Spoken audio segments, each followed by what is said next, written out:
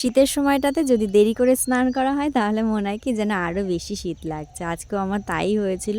দুপুরের পর থেকে ওইজন্য ছাদেই ছিলাম বিকেল পর্যন্ত। বিকেলবেলাতে অফিস থেকে বাড়ি এসে তারপরে নিচে এসে তরকারিগুলো গরম বসিয়ে হালকা করে রেডি হয়ে নিয়ে তারপরে ওকে খেতে দিয়েছি।